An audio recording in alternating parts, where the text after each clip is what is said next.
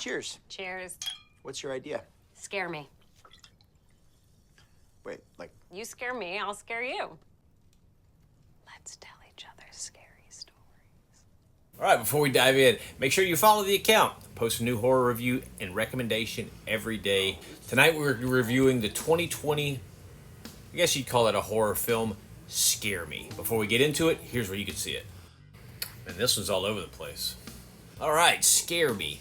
So this is an interesting movie, and I really liked, you guys know I like originality, and I like what they did with this. It's basically like you saw in that opening clip. It's these two people that get together and they just tell scary stories.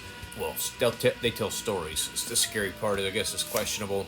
It's originally almost like an acting workshop. And for this film to work the way that it does, you really have to have strong acting performances, which it does with these two main characters. I liked what they did where, as the stories would unfold, the movie would add in some sounds to it that kind of almost like we're getting into the story without actually seeing it come to life. So it's almost like an anthology in that way. But you're pretty much locked in on them just inside this cabin telling these stories. This movie's runtime was around an hour and 45 minutes. It could have massively benefited from maybe being about 25 minutes shorter. I felt like, the gimmick of what it was really cool at the beginning, but it went on a little bit too long. I did like the ending, although it was a bit predictable. It was still good, I guess you would say. So, grade-wise for me, I think because that runtime went a little long, and I kind of was like, how much more of this is going on here? Which is never really a good sign.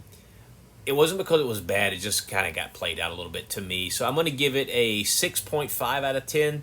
It is something to watch because of, again, it is a kind of an original take on it. I love good acting, and there is really good acting in this. And the concept I liked a lot, and it was very original for what it was. Again, I just wish it would have been a little bit shorter. I think that would have really brought it home and nailed it, and I would have probably pushed it up to around an 8 out of 10 if that were the case. But it is what it is. So that's my thoughts on Scare Me.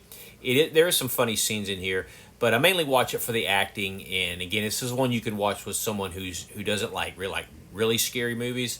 They can get into this. It does have a vibe to it. So, that's what I got to say about that. So until next time, stay weird. Thank you for watching me. And until next time, I will see you again tomorrow for another horror review.